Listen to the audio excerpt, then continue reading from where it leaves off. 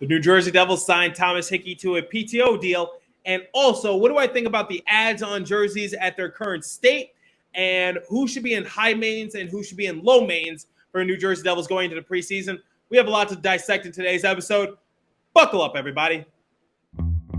You're Locked On Devils, your daily podcast on the New Jersey Devils. Part of the Locked On Podcast Network, your team every day. Hi, this is Bryce Salvador, and you're Locked On Devils with Trey Matthews. Elliott scores! Oh, Stevens stepped up, nailed it. Brodor's got the puck. What a shot. The Devils win the Stanley Cup. Alrighty now, what is up, New Jersey? Welcome back to the Locked On Devils podcast here on the Locked On Network. I'm your host, college hockey play-by-play announcer, and also Devils writer for Pucks and Pitchforks, Trey Matthews. So, the New Jersey Devils have made a signing. They signed Thomas Hickey to a PTO deal, so they're going to let him try out during the course of training camp and preseason to see if maybe he can make the roster for the New Jersey Devils. So here's my overall opinion about PTO deals in general. I feel as though it's just basically something you take with a grain of salt.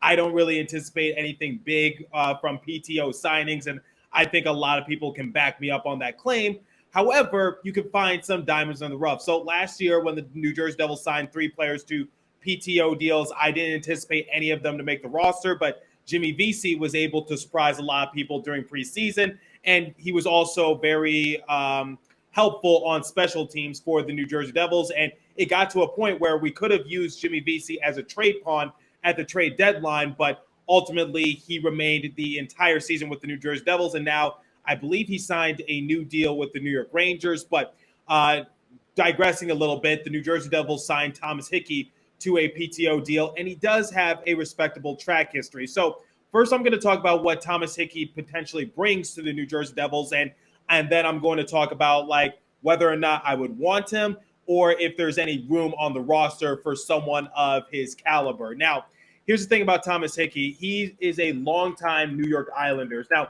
the main priority for the New Jersey Devils during the course of this offseason was to get veteran leadership, and Thomas Hickey certainly provides that. He's 33 years of age. He's been playing in the NHL since the 2012-2013 campaign. Once again, he played his entire career with the New York Islanders, and he actually has a pretty respectable career because during the 2017-2018 season, he was able to have a plus-minus of +20, and that actually led the Islanders for that season.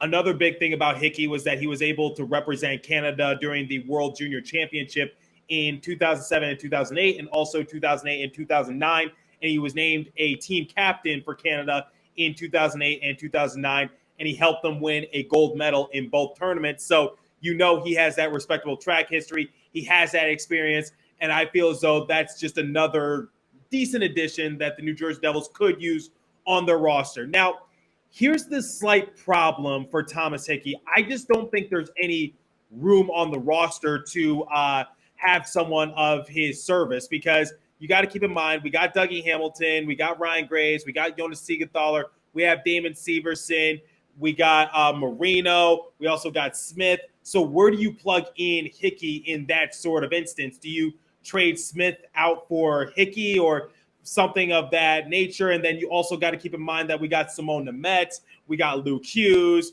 we got a few other defensemen like Riley Walsh, Nikita Ohotuk in the pipeline as well for the New Jersey Devils. And it's one of the things I talked about during the course of this offseason when we brought Brendan Smith aboard.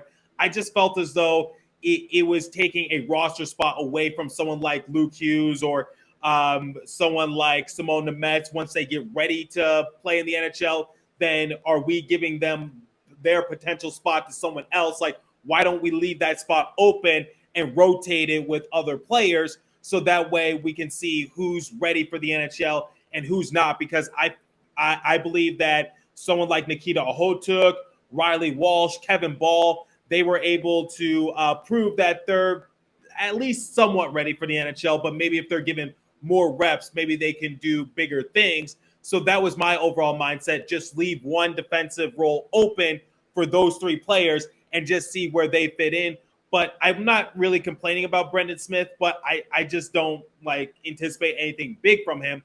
And this kind of goes towards Thomas Hickey's situation as well, because like I said, Thomas Hickey has a respectable track history. He's been playing in the league for a good while, for 10 years, all with the New York Islanders organization. He's appeared in playoff games, and he's led the team in plus minus before. And he was also a team captain for Team Canada. So I would love to have someone like Thomas Hickey on the roster. And if he were to hypothetically make the roster for New Jersey Devils, I'd be all for that. But it's just like there's really no room for him. And his production isn't really there because last season he only appeared in 2 games for the New York Islanders. And he was really only playing in the AHL this past year. And it just goes, if you just look at the previous few years for Thomas Hickey as well, it's been mostly AHL stints as opposed to NHL stints. So it's just like, I think he's on the other side of his better days.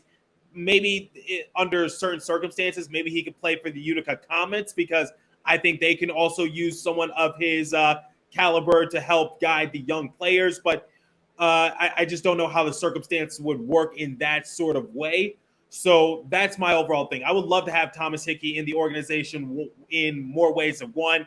I don't think he would make the NHL roster, but if there's any chance that he could play for Utica or something of that nature, if they would allow him to, I guess under some sort of like veteran sort of deal, then I wouldn't complain about that either, because either way, he would be helping the young players develop in the right direction. So, yeah, Thomas Hickey, would love to have him on the roster. I think he has a great track history. I think, even though the production is not really there, the experience is certainly there. And like I just said moments ago, that was the main focal point for New Jersey Devils during the course of the offseason, to no longer be the youngest team in the NHL. So getting someone like Thomas Hickey, I'd be for it, but I just don't see any room of that happening just based on who we have on the roster right now. So let me know what you guys think about Thomas Hickey and his overall stance and the potential deal of him maybe making the New Jersey Devils roster. I'm curious to hear your guys' thoughts. But before we continue with today's episode, I want to bring you guys the first and only live read this morning,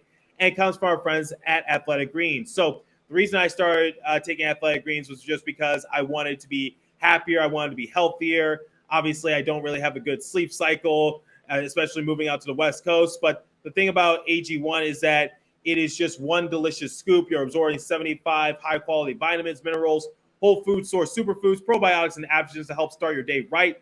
This special blend of ingredients supports your gut health, your nervous system, your immune system, your energy, recovery, focus, and aging, all those things. And here's the thing about AG1. Its lifestyle is friendly. Whether you eat keto, paleo, vegan, dairy-free, or gluten-free, contains less than 1 gram of sugar, no GMOs, no nasty chemicals, or artificial anything, while tasting good. Supports better sleep quality and recovery, supports better mental clarity and alertness. And it's one thing that's the best about Athletic Greens is that it uses best of the best products based on the latest science and constant product iterations and third-party testing. So here's the thing right now. It's time for you to reclaim your health and arm your immune system with convenient daily nutrition. It's just 1 scoop in a cup of water every day. That's it. No need for a million different supplements or pills to look after your health. To make it easy, Athletic Greens is going to give you 1 free year supply of immune support and vitamin D and 5 free travel packs with your first purchase. All you have to do is visit athleticgreens.com/NHL Network. Again, that's athleticgreens.com/NHL Network to take ownership over your health and pick up the ultimate daily nutritional insurance.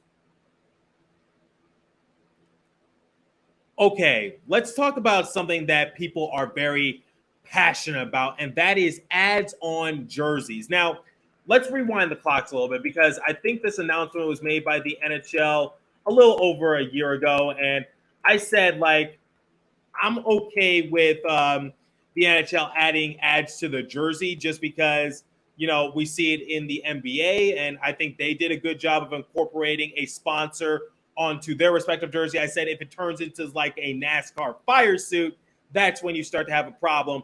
But it has to be done correctly. Now, here's the thing about ads on jerseys and basically what I've been seeing so far, and I guess a good example would have to be the Montreal Canadiens and how they're doing it so far. It just seems like if you're watching on YouTube, you'll understand what I'm saying, but if you're not, if you're listening on a podcast streaming service, I'll do my best to describe it. When you look at the ad on the jersey, it just feels as though that, what's that ad? RBC for the Montreal Canadiens.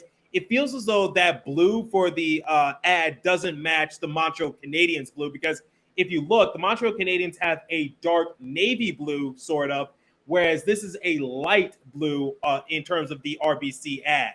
So it just doesn't really mesh up really too well. So a good example that I'll use, and I'll put it up on YouTube once again, is the Chicago Bulls ads on jerseys, because they're also a red team, but in order to incorporate the sponsor, they turn it white. Or if you look at a team like the Lakers, they were able to transform their ad into their respective colorways as well. So that's my overall thing with ads on jerseys for the NHL, which is I don't think it's a bad idea. I'm not going to fault them for it, but if it turns into a NASCAR fire suit, if it turns into some of those uniforms that we see overseas, that's a problem where the sponsor is taking more of the attention than the actual logo of the team. So yeah, that's my thing. I just feel as though it's a rough cut right now. It's a work in progress, but I just think that they need to change the colorway of the ad so that way it meshes a little bit better with that said jersey.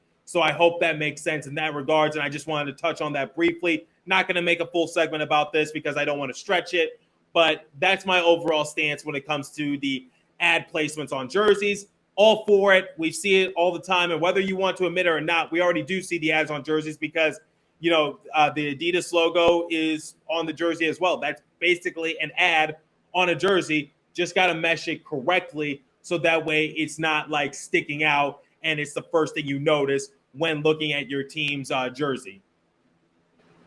So, courtesy of one of my associates, Jake Wakely, he's a friend of the show. He's appeared on it before. He sent me a DM, courtesy of Ryan Novosinski, about some players who are on high maintenance for the New Jersey Devils and some players who are on low maintenance. So I presume when you mean high maintenance, it means like they're working out extensively. They're always at the rink. They're doing this, that, and a third, so that way they can just gear up for the season a little bit better. And then, if you're low maintenance, you're not really a priority.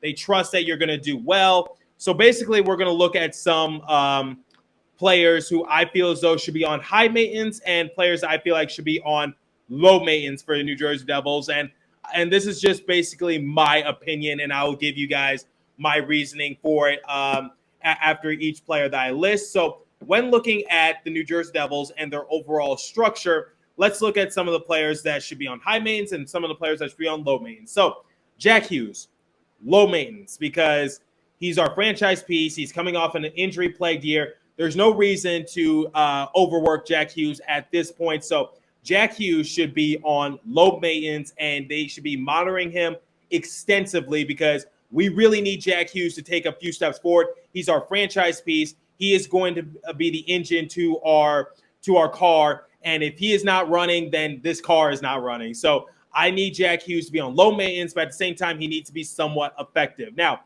Nico Hischier, controversial, high maintenance, because I need Nico Hischier to take a step forward.